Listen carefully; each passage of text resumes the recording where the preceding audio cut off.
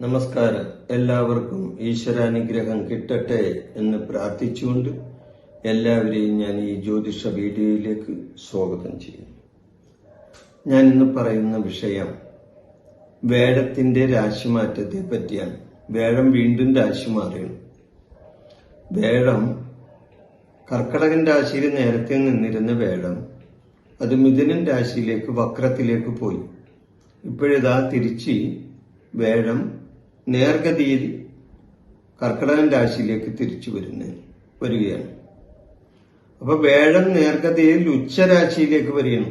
വേഴത്തിന്റെ ഉച്ചരാശിയാണ് കർക്കടകൻ രാശി.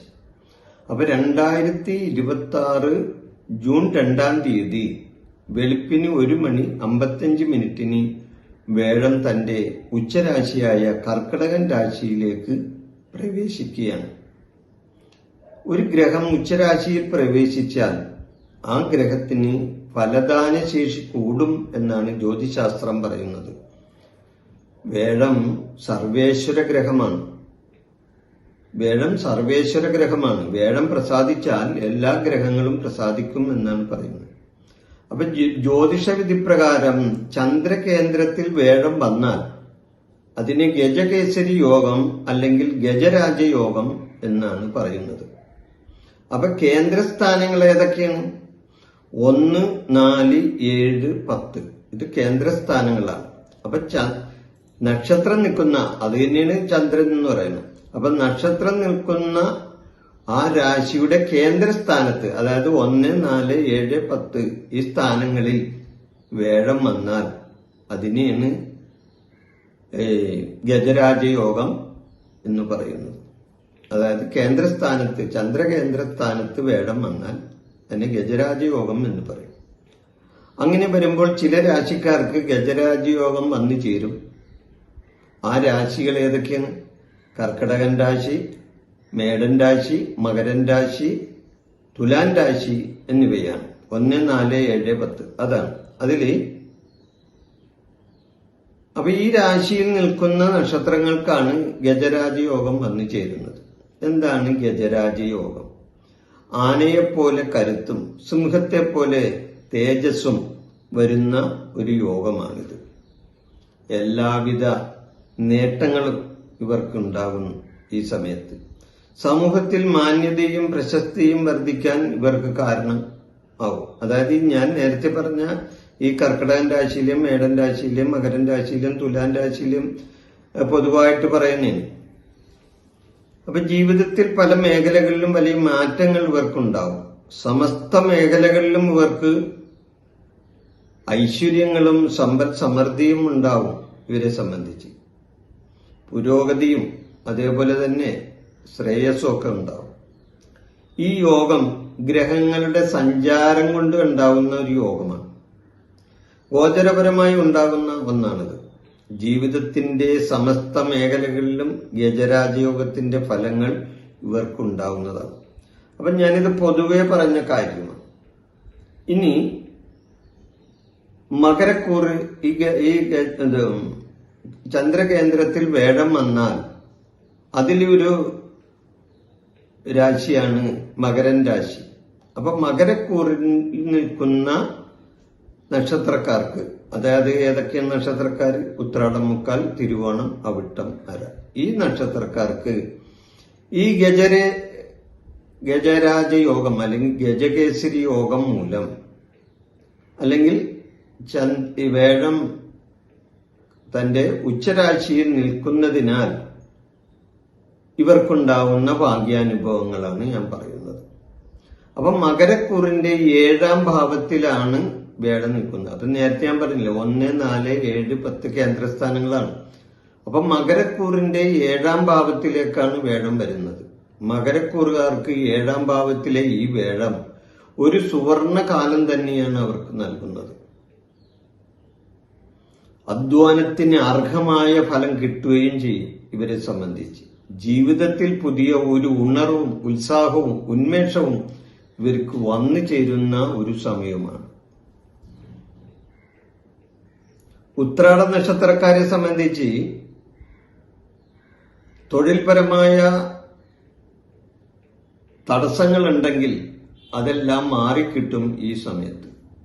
ഉയർന്ന ഉദ്യോഗസ്ഥന്മാരിൽ നിന്നും ഇവർക്ക് പേരും പ്രശസ്തിയും കിട്ടുന്ന ഒരു സമയമാണ്. തിരുവോണം നക്ഷത്രക്കാരെ സംബന്ധിച്ചാണെങ്കിൽ ആ കുടുംബത്തിൽ ഐശ്വര്യവും സമാധാനവും വിദേശയാത്രക്ക് അനുകൂലമായ സമയവുമാണ് അവരെ സംബന്ധിച്ച്. അവിട്ട നക്ഷത്രക്കാരെ സംബന്ധിച്ചാണെങ്കിൽ ഭൂമി സംബന്ധമായ ഇടപാടുകളിൽ നിന്ന് അവർക്ക് ലാഭം കിട്ടുകയും കടബാധ്യതകൾ അവർക്കുണ്ടെങ്കിൽ അത് തീർക്കാനാവുകയും ചെയ്യും. ഇവരെ സംബന്ധിച്ച് 7ാം ഭാവത്തിലെ വേഴം ദമ്പതിമാർക്ക് ഐശ്വര്യം തരുന്നതാണ്. 7ാം ഭാവത്തിലെ വേഴം വിവാഹം നടക്കുന്ന ഒരു സമയവും കൂടിയാണ്. വിവാഹം കഴിയാത്തവർക്ക് വിവാഹം നടക്കുന്ന ഒരു സമയവും കൂടിയാണിത്. പ്രേമിക്കുന്നവരെ സംബന്ധിച്ച് പ്രേമ സാഫല്യം കിട്ടുന്ന ഒരു സമയമാണ്. സാമ്പത്തികമായി വളരെയധികം പുരോഗതിയും ഉന്നതിയും ഇവർക്ക് ഉണ്ടാവുകയും ചെയ്യും. ഉദ്യോഗസ്ഥന്മാർക്ക് സ്ഥാനക്കയറ്റം കിട്ടും, അവർക്ക് പ്രമോഷൻ കിട്ടും, ശമ്പള വർധനയുണ്ടാവും. തൊഴിൽപരമായി വളരെയധികം ഉന്നതി ഇവർക്ക് കിട്ടുന്ന ഒരു സമയമാണ്.